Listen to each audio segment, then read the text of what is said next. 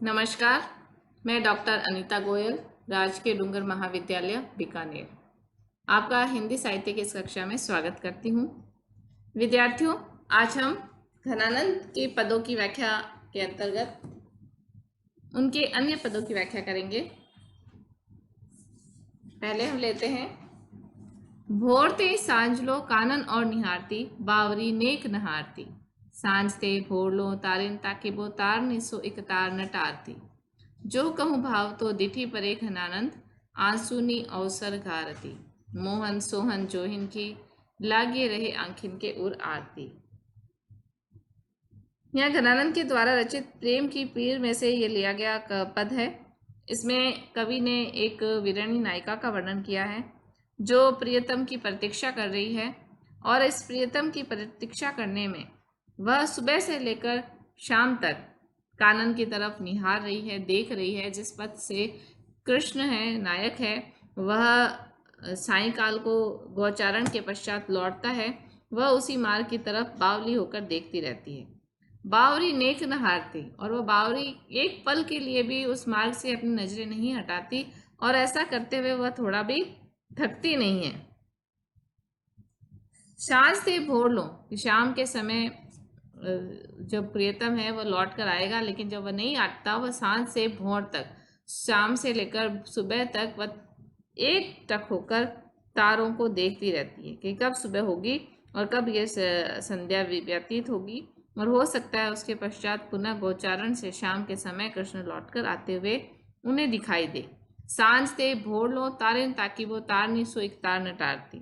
वह सायंकाल से लेकर सुबह तक सारे तारों को ताकती है, और पुतलियों से एक टक रहने पर भी वह तारों को देखना नहीं छोड़ती है। एक टक होकर वह समस्त तारों को देखती रहती है, और अपने पुतलियों को वह एक बार भी नहीं झपकाती है। जो कहूँ भाव तो दिठी परे घनानंद।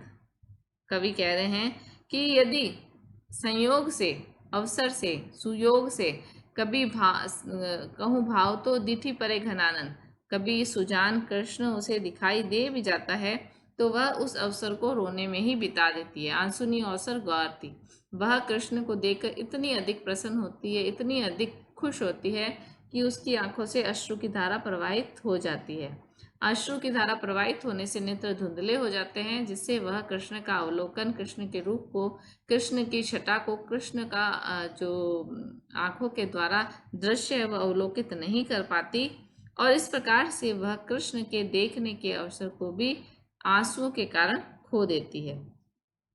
कवि गणानंद कहते हैं कि उस नायिका की दशा, मोहन सोहन जोहिन की लागी नरे आरती, उस नायिका की दशा है वो बहुत ही अधिक विचित्र है। उसके हृदय में मोहन सोहन, उसके हृदय में कृष्ण को देखने की, जोहन की जो लालसा है वह लगातार बनी रहती है। उसके हृदय में उसकी लालसा सदा आरती के रूप में, आरती यानी सालती रहती है, उस वेदना के रूप में, लालसा के रूप में। उसके आंखों के भीतर, हृदय से उसकी जो वेदना है वह अवलोकित या दृश्यमान होती रहती है।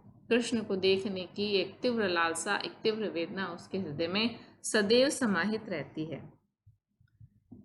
गणानंद के द्वारा जो शब्दों का प्रयोग है वह हम देख सकते हैं कि मोहन, सोहन, जोहन, इस प्रकार के शब्द के माध्यम से कविता में, पदों में जो लयात्मकता है वह तो आ ही रही है, परंतु जो भाव की गहनता है वह भी शब्दों के चयन से बहुत अधिक गहराई के साथ अभिव्यक्त हो रही है।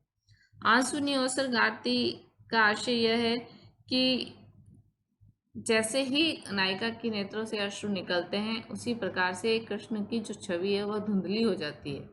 जिस स्पष्ट छवि का अवलोकन का जो मौका, जो अवसर उसे प्राप्त हुआ है, वह अवसर भी उन अश्रुओं के कारण वह खो देती है।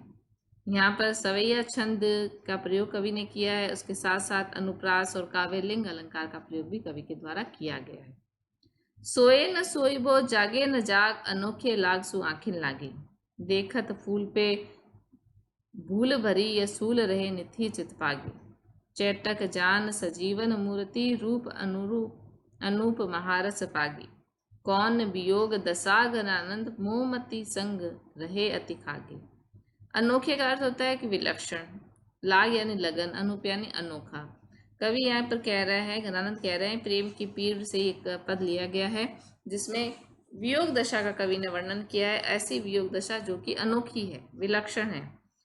वह विलक्षण क्यों है? उसके होने पर, उस दशा के होने पर न तो सोने पर, न तो सोते ही बनता है, सोए न सोए वो। अगर सोने की कोशिश की जाए तो वह नायिका न तो सो पाती है, जागे न जाग, और जब वह जागती है तो जागने पर भी जागना नहीं है, अर्थात न तो वह सोते हुए रहती है और न जागी हुई। एक अनमनी सी, एक अनदेखी सी स्थिति है उसकी बनी रहती है, सोने और जागने के बीच की स्थिति बनी रहती है। ऐसी विलक्षण लगन इन आंखों को सोने जागने के बीच लग गई है। देखत फूल पे भूल भरी, ऐसी विलक्षण लगन इन आंखों को लग गई है। कहने का भाव यह है कि जब विरह में नायिका है तो उसे न तो सोए बनता है और न ही जागे हुए बनता है, न वो पूर्ण चेतन अवस्था में है और न पूर्ण सुप्त अवस्था में। जब तक ये आंखें प्रीतम को देखती रहती हैं तब तक ये फूल के समान प्रफुल्लित रहती है। देखा तो फूल पे भूल भरी ये सूल, किंतु जब उनके अभाव का स्मरण आता है, भूल भरी ये सूल रे नीति चित पागी, लेकिन जैसे ये स्मरण आता है कि प्रियतम ने उसे भुला दिया है, याद नहीं कर रहे हैं, इसीलिए अभी तक लौट कर नहीं आए हैं, इस प्रकार की बातें हैं, वह कांटों के समान चुभती हैं, सालती हैं, दुख देती हैं, वेदना देती हैं। भरी यह सूल रहे निथि चित्पागी, और हृदय इस भूलने की पीड़ा या वेदना में नित्य ही पगा रहता है, डूबा रहता है, अनुभव करता रहता है। अनुपम रूपवती और अत्यधिक रस से पगी, चेटक जानी सजीवनी मूर्ति, रूप अनूप महारस पागी। जो कवि यहाँ वर्णन कर रहा है, जो सुजान है वो मायाविनी सुजान है, चेटक जानी सजीवनी। सुजान के रूप का वर्णन कवि कह रहा है कि वह मायाविनी है जिसमें अनुपम रस है और अनुपम वह रूपवती है। वह उसकी ऐसी जो छवि है मेरी मति में अत्यंत धसी रहती है। गणानंद कवि कह रहे हैं कि ये कैसी दशा है कि बराबर प्रेमिका सुजान की जो मूर्ति है वह ध्यान में रहती है, फिर भी वियोग का अनुभव होता है। कौन वियोग दशा गणानंद? मोमती संग हे अति खागी। ये कौन सी वियोग की दशा है? कवि घनानंद यह अपने आप से ही प्रश्न कर रहे हैं कि कौन सी वियोग की दशा है। अर्थात सुजान की जो मूर्ति है, सुजान की जो मायाविनी मूर्ति है, जो हृदय में लगातार बनी हुई है, फिर भी उसके वियोग की, उसके भूलने की, उसके द्वारा भूले जाने की जो वेदना है मेरे हृदय में सालती रहती है, धसी हुई रहती है। वियोग की यह दशा समझ से परे है। कवि ने नायिका के माध्यम से स्वयं की हृदय की पीड़ा का अनुभव भी यहाँ पर अभिव्यक्त किया है। सुजान कृष्ण के लिए भी और सुजान गणानंद की जो प्रेमिका है उसके प्रति भी यहाँ प्रेम का निवेदन या प्रेम की जो पीड़ा है वह अभिव्यक्त हुई है। यहाँ पर भी छेका अनुप्रास और सवैया छंद है वह प्रयुक्त किया गया है। कवि आगे के पद में संयोग और वियोग अवस्था की जो तुलनात्मक स्थिति है उसका वर्णन कर रहा है। तब तो छवि पीवत जीवत है, अब सोचन लोचन जात जरे, यह पोष के तोष सु प्राण पले, बिललात महादुख दोष भरे, घन आनंद मीत सुजान बिना, सब ही सुख साज समाज टरे, तब हार पहाड़ से रागत हैं, अब आन के बीच पहाड़ पड़े। कवि यहाँ पर संयोग और वियोग की इन परिस्थितियों को तुलना करते हुए कह रहा है, नायिका कहती है कि जब संयोग काल था तो मेरे नेत्र तुम्हारी ही सुंदर छवि का पान करते हुए जीवित रहते थे, तब तो छवि पीवत जीवत है। जब तुम और मेरा साथ था तो तुम्हारी सुंदर छवि का अवलोकन करते हुए ही मेरे प्राण सजीव थे, जीवंत थे, किंतु अब वियोग अवस्था में मेरे वे ही नेत्र चिंता सोच में जले जा रहे हैं। अब सोचन लोचन जात जले, वह पहले तो उस सुंदर छवि का रसपान करते थे नेत्र और जीवित रहते थे, और अब आज वही नेत्र सोच में मग्न चले जा रहे हैं, चिंता और सोच में चले जा रहे हैं। हिय पोष के तो सुसु प्राण परे, संयोग अवस्था मेरे प्राण प्रेम के पोषण से संतुष्ट होकर पल रहे थे। हिय पोष के तो सुसु प्राण परे, हृदय में संतुष्टि थी, संयोग अवस्था थी, तो मेरे हृदय रूपी जो प्राण थे वो पल रहे थे। लेकिन अब वियोग अवस्था में वही हृदय बहुत अधिक दुख के साथ वेदना से पीड़ित होकर वह तड़प रहे हैं। गणानंद मीत सुजान बिना सभी सुख समाज डरे। गणानंद कवि कहते हैं कि आनंद प्रदान करने वाले जो सुजान हैं, जो सुजान के बिना जो जितनी भी सुख समाज की चीजें हैं, सुख प्रदान करने वाले साधन समूह हैं, वे समस्त आज दुख प्रदान करने वाले बन गए। वह सभी सुख साज के समाज जो थे वह समाप्त हो गए हैं। कवि कह रहा है कि जब संयोग अवस्था थी तो नायक और नायिका के बीच में जो हार है वह भी पहाड़ के समान लगता था कि यह हार भी एक प्रकार की बाधा है।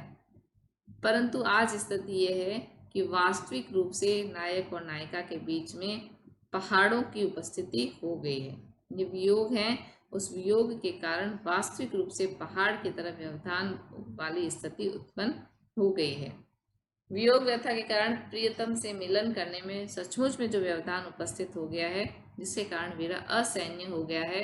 एक समय था कि जब हार की स्थिति भी पहाड़ के समान लगती थी कि यह बाधा भी नहीं होनी चाहिए, परंतु आज वास्तविक रूप से वियोग होने पर वास्तविक पहाड़ की उपस्थिति नायक और नायिका के बीच में हो गई है।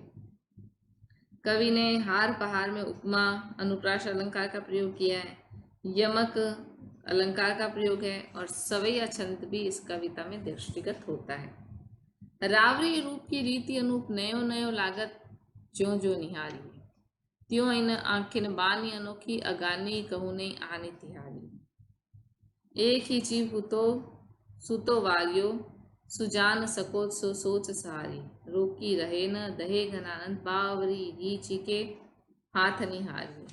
कवि यहाँ पर वर्णित कर रहा है अपनी जो प्रेम पीर वर्णन से पद लिया गया है, प्रिया के जो रूप की नित्य नवीनता है और अपनी आंखों की रूप के प्रति जो वशता है उसका वर्णन करते हुए कवि कह रहा है कि आपके जो रूप है उसकी तो स्थिति बहुत ही अनुपम है। रावरे रूप की रीति तुम्हारे रूप की जो गति है स्थिति है वो बहुत ही अनुपम है, विलक्षण है। नयो नयो लागत ज्यो ज्यो नया, जितना जितना इस रूप को देखो, इस रूप का अवलोकन करो वह उतना ही नया लगता है।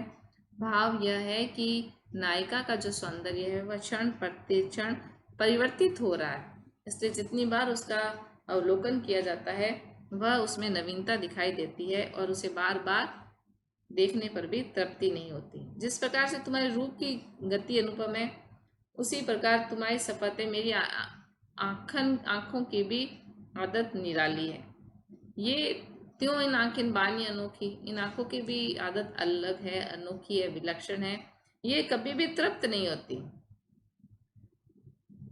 अथवा ये आंखें तुम्हारे रूप के अतिरिक्त अन्यत्र कहीं भी तृप्ति का अनुभव नहीं करती। एक ही जीव उतो सुतो वार्यो, कवि कह रहे हैं कि मेरे पास एक ही प्राण थे, वह तो मैंने तुम्हारे रूप पर न्योछावर कर दिए। अत्य सुजान, अब संकोच और चिंता में तुम ही मुझे सहारा दो। आज जब मैं इस स्थिति में हूँ कि मुझे बहुत अधिक सोच हो रहा है, संकोच हो रहा है, तो तुम मुझे सहारा दो। मेरे प्राण मुझे सहारा देने में सक्षम नहीं है, वह तो मैंने तुम पर न्योछावर कर दिए। घनानंद कहते हैं कि रोकी रहे न दहे घनानंद बावरी रीचि के हाथ निहारी, मैं तो पगली रीज यानी मुग्धता के हाथों हार गया। बावरी रीच के हाथ निहारी, घनानंद कवि कह रहे हैं कि मैं तो तुम्हारे रूप पर मुक्त होके अपने हृदय को हार गया हूँ और मुझे इसलिए वह मुझसे रोके नहीं रुकती है और मुझे जलाती रहती है। भाव यह है कि सुजान के प्रति जो कवि का प्रेम है, मुग्धता का भाव है, वह कह रहे हैं कि मैं उसके कारण विवश हूँ, मैं अपने हृदय को, अपने प्राणों को रोक नहीं पा रहा हूँ। मेरे प्राण पागल के समान तुम्हारे ऊपर मुग्ध होकर मैंने उन्हें वार दिया है। यहाँ पर कवियों के द्वारा जो रूप की रमणीयता, रूप की नवीनता, बार बार परिवर्तित रूप की जो बात है कवि ने यहाँ पर वह वर्णित की है। भाषा में लाक्षणिकता है, मुहावरे हैं, अनुप्रास, पुनरुक्ति, प्रकाश और काव्यलिंग अलंकार का प्रयोग सवैया छंद के अंतर्गत कवि ने सुंदरता के साथ अभिव्यक्त किया है। तो विद्यार्थियों, आज हमने घनानंद के कुछ पदों की व्याख्या की। आगे की कक्षा में हम घनानंद के कुछ और पदों को पढ़ेंगे। धन्यवाद।